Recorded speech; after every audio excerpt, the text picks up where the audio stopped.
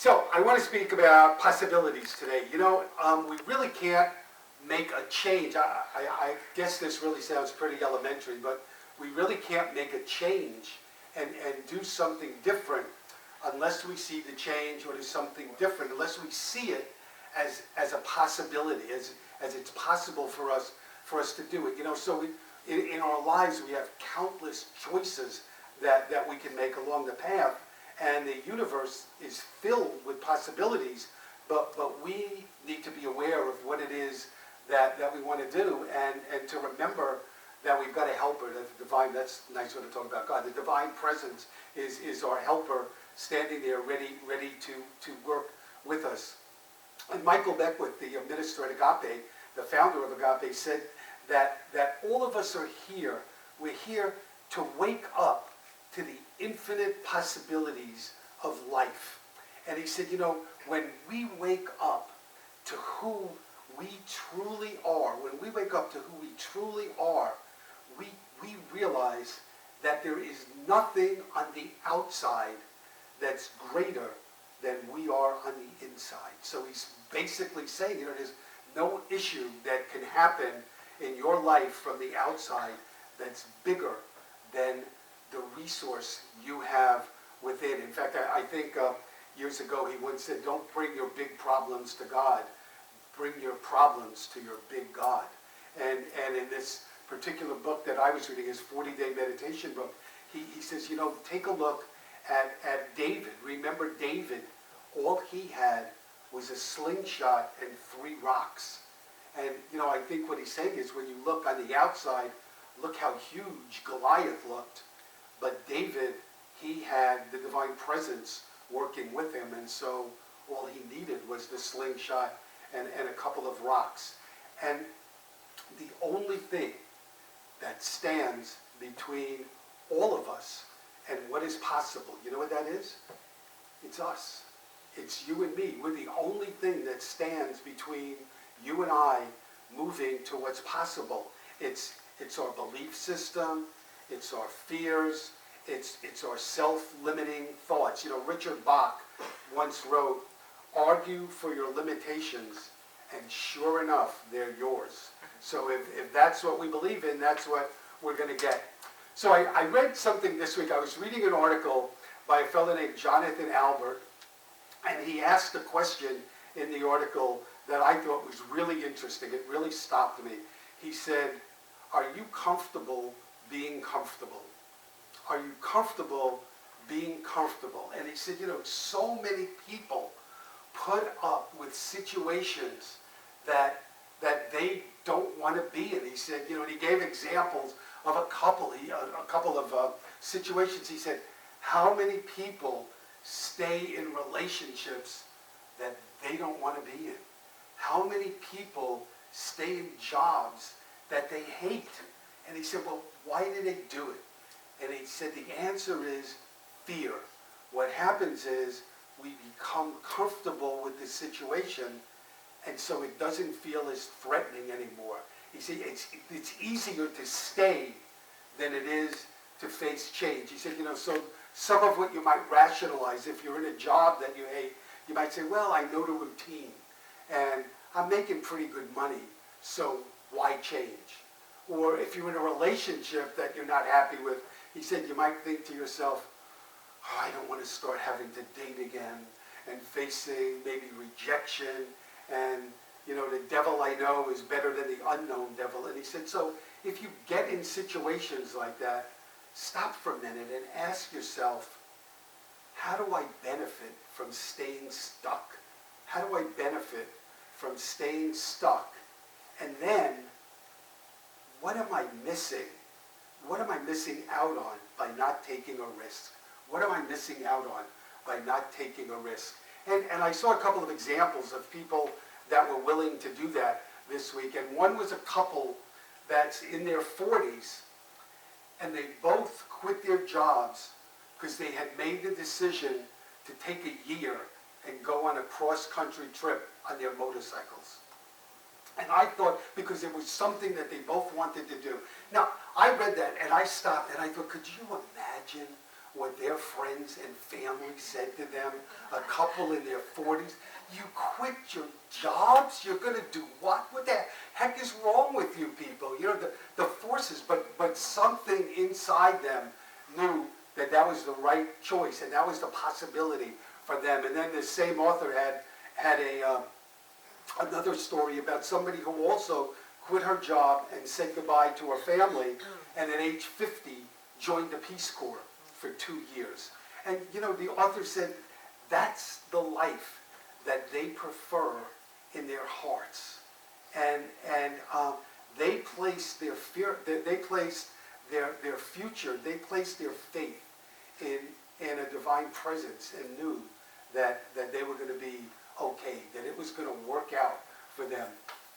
Wayne Dyer, in one of his books, he has a whole chapter on inspiration and what inspiration does for us. And one of the things he said, you know, he said, when you're really inspired, he said, just imagine what it's like to have absolute faith, to have this inner knowing that it's impossible for you to fail, that you just can't fail. There's no doubt about it, that there's just this complete absence of doubt, because we know that we're one with this divine presence. And he said, you know, when we're inspired, and when we remember that God is in us, we can't have limiting thoughts. You know, you can't have a thought of limitation at the same time you're realizing that you're this close with Spirit. It just doesn't happen. And I want to read to you something Ernest Holmes said. He said, when you say that all things are possible, you mean that the power that created the planets is now operating in your affairs, in and through everything you do. Your faith provides a channel through which it may work. There's nothing the power cannot do for you if you learn how to use it.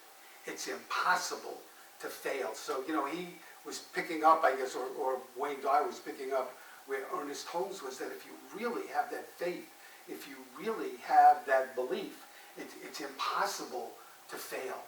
And so I thought we could talk about some ways that we could bring possibilities about. And you know, we teach a method of prayer, and we teach about visioning, and we teach about affirmations and meditations. But there are also some simple things that we can do to maybe begin thinking about possibilities and thinking about the choices we have. So I wanted to speak about 4 of them today. And one of them is to slow down, to just check yourself how much you rush through your day. Things like in your conversation and in your meals. And it really got to me because if there was an Olympics for the fastest eater, I would have won so many gold medals. I mean it's literally the fastest eater I have ever met in my entire life. In fact, we had somebody over Friday night for dinner, and I was done with mine, and I was so consciously trying to eat slowly because I know both she and Becky are pokes. And so I was trying to eat slow, and I got done so quickly, this friend turned to me and said, "Would you like half my dinner?" And the point is we can slow down, and we can really, so actually what's happened to me now is it's working for me. I don't eat that much slower, but I think about it all the time while I'm eating, so it is conscious for me. But, you know, we can do that with eating, with conversations. The point is to let go of the past, let go of the future, and just try to be in that, to slow down and be in that present moment. One of my best friends in the ministry just left her church. She doesn't like it if you say she retired, so I don't, even though she's not going to hear, I don't want to say she retired. But I called her up the other day. It's been about a month. And I said, "So how you doing?" And she said, "Oh my God, I'm so busy. I have no idea how I did work before." And I said, "Are you out of your mind? This is your time to be cool and relax." But that's, you know, that's the deal. So a second thing we can do is we can listen to ourselves. Say, what am I thinking and what am I saying? In other words, What am I putting out into the universe? And if what you hear isn't what you want, if you're putting thoughts out there and you realize that the thoughts you're putting out are going to bring you back what you don't want, change the thought. You know, Wayne Dyer said in one of his books, when he gets a thought he doesn't like, because we all do, he either goes next or cancel. You know, just ways of making yourself aware. And a third thing we could do is to become aware of how we're feeling, because emotions really power our manifestations. The Hicks talk about raising your vibration, but if we really are into wanting something really badly and doing prayer work or meditation, and what we want is here and our vibration is here, or our emotions are pulling us down, it's obviously not going to happen. And one of the authors I read this week had an idea of what to do, and I thought it was really cool. He or she said, collect touchstones to bring about positive feelings. And a touchstone could be photographs, music, memories. And when I read that, I thought, you know, for me, I don't do photos so much, but when I get really down, what I'll do is just go into our bedroom, close the door, and put my earphones on and listen to music. And you do that for a little while, and you know, you have to come out in a better frame of mind. And I also do the memory thing. If I'm in an issue that I'm concerned that I'm not going to be able to do what I want to do, what really helps me is to sit down sometimes and think about other things I did that I thought I couldn't do and did do. And it kind of says, you know, you worried too much. You've worried about this before, but you've never not done something really big like moving to California, which I'll talk about in a minute. So those kind of touchstones are really helpful. And the fourth thing that we can do is to explore our beliefs. You know, if we're not getting what we want in our life, we could sit down and pause and say, what is it that I believe that may be getting in the way of this? And you may surprise yourself. And if you are and you discover some beliefs, you can change them. You know, Louise Hay says a thought is just a belief, and you can change. I mean, your belief is just a thought, and we can change our thoughts. And when we change our thoughts, we can introduce a new belief into our system. So Patrick Lamb wrote a book called The New Normal. And in this book, he says that our lives are filled with endless possibilities. And we need to open our mind. You know, he's kind of saying what I said at the beginning, that if you don't see the possibility, you're not going to be able to make the change. So we need to have minds that are open enough to see that. And he said, you know, you can choose to see the bright side, or you could choose to see the dark side. It's really up to you. And in everything we do, we get the choice. And so he said, you know, are you going to choose to be great, or are you going to choose to be mediocre? And why not decide to live the life you dream of? Why not? Why not live that life? And when I read that, it reminded me of when I moved to California. And I know I've talked about that before, but I haven't talked about this piece. So I know this sounds funny, but I always dreamed, I lived on the East Coast, of living in Southern California. And I would watch every year the football games in January, where I would be freezing and watch these people attending the games with no shirts. And I said, why am I here? And why am I not there? And of course, then I moved to Maine, which is a warm climate.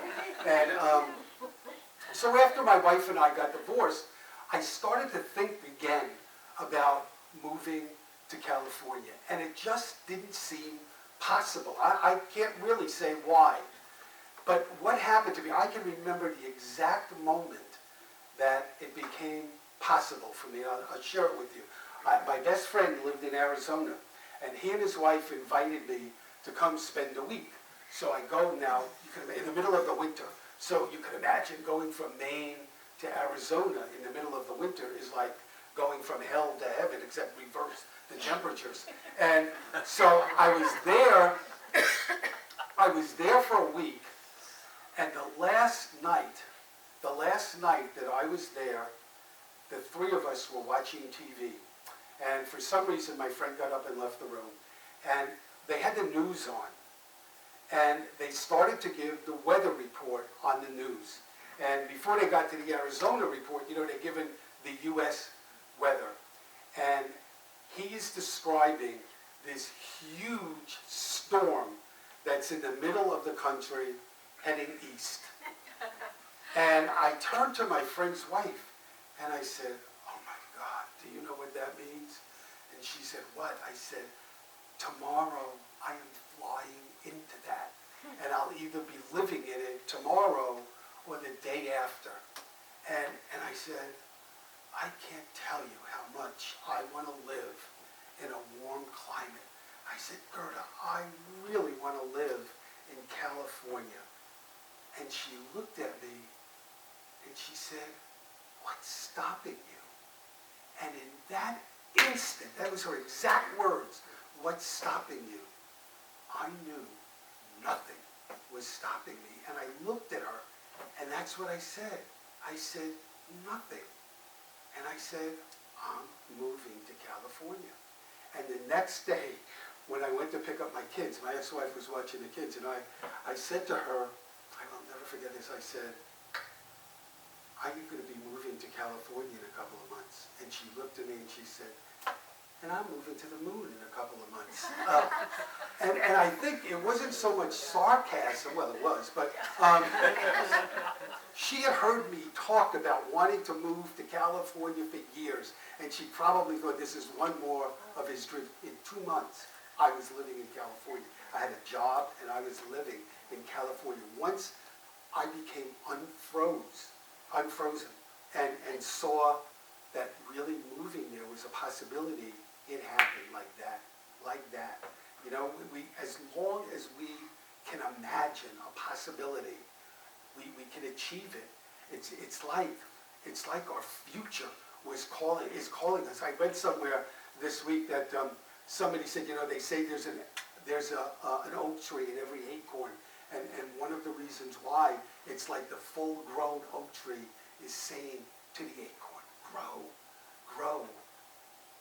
So I was thinking this week that, in Jesus' life, that how he was able to do some of the things he did. He had to have seen that there was a possibility. If he didn't think that it was possible, he didn't say to himself, "Well, I'm going to try to heal this guy. I'm not really sure I can pull this one off, but what the heck, I'll give it a shot." He had to see there was a possibility. And one of the things he said in the Bible, he was talking about a mustard seed, which is a really, really tiny seed. And he said, basically, if you have the faith of a mustard seed, you could go to a mountain and say, "Move from there to there," and it will move, because nothing's impossible for you. And so I was thinking about that this week and thinking, if he didn't think it was possible when his mother came to him at the wedding of Cana and he did his first miracle and she said, "Make them wine," if he didn't think it was possible to turn water into wine, it wouldn't have happened. If he didn't think it was possible when he went to the fellow who was sitting on the mat for 17 years by the pool and he said, "Pick up your mat and walk," if Jesus didn't see that as a possibility. Now, the fellow never saw it as a possibility, which is why he sat there for all those years, but Jesus was able to. And the same thing when he fed the multitudes. If he didn't see that as a possibility, they'd still be hungry. But he saw that, and he was able to do it. Madeline Kay, in one of her books, said, we are people of unlimited possibilities. And she said the difference between any of us and a major athlete is the major athlete sees the possibility, they know they want it, and they're willing to do just about anything to get it. But it all starts with the possibility. And it made me think, a couple of years ago, maybe last year or the year before, I talked about that, about some college professors that did a study of athletes. They went to their families and talked to their families, and they said to their families, "This guy or this gal must have been, like, of all your kids, the best athlete." And time after time, the parents said no. It wasn't necessarily that the one that was a big star, whatever sport, was necessarily the best one in the family. They were the ones that saw a possibility and did everything they knew how to make that possibility come true. You know, the German philosopher Goethe said, what you can do or dream, you can begin it. Boldness has genius, power, and magic in it. And the way we harness that power is by making choices and by acting on them. When we open the door to the possibilities that are within us, we experience, you know, the magic of life, the magic that's in all of us. So somebody I was reading this week said one of the things we need to do is to stop the ants in our life. Stop the ants, A-N-T-S. And she said the ants in our life are our automatic negative thoughts. Our automatic negative thoughts. She said, you know, when you want to do something new in your life, that's when they appear. And she said they're like real little ants on the ground that seem to grow and multiply.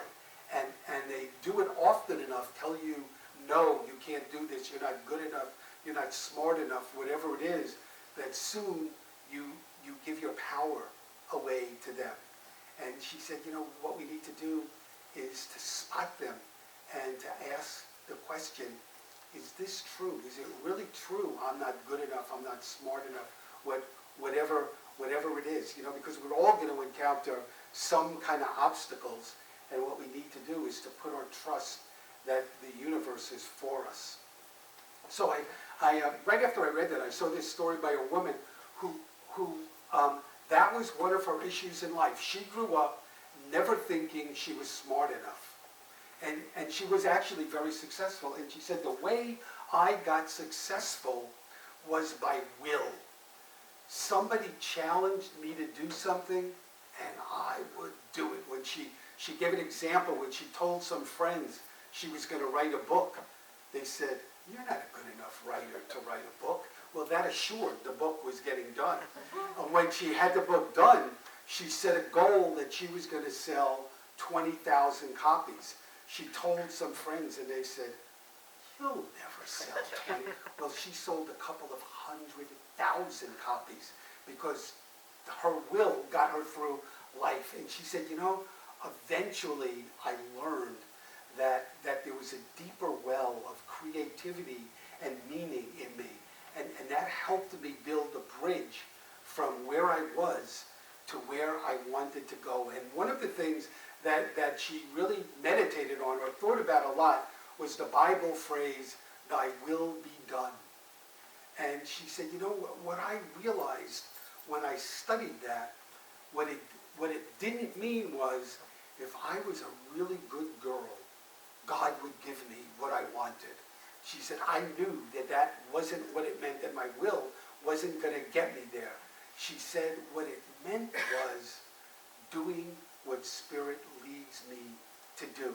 It means letting go of my small ego mind and listening for that still small voice, trusting that everything happens for good, and remembering that none of us are alone. And sometimes I know, because it feels like that to me, sometimes it feels that we have limited resources, but the truth is that divine presence is always behind us.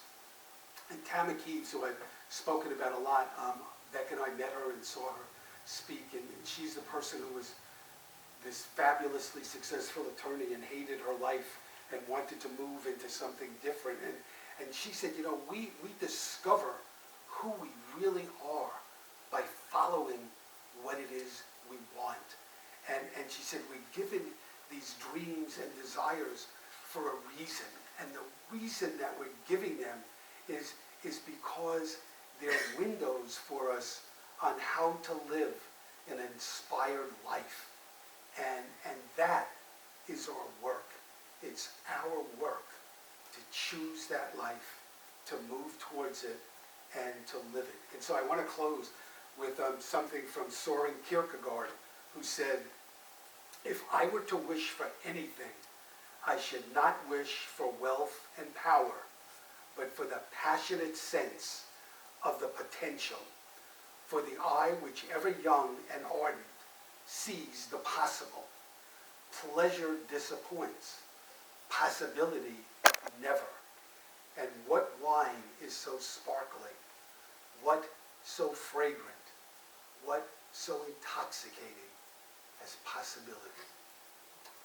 So God bless you. Thank you all for being here, and I hope you have a wonderful week.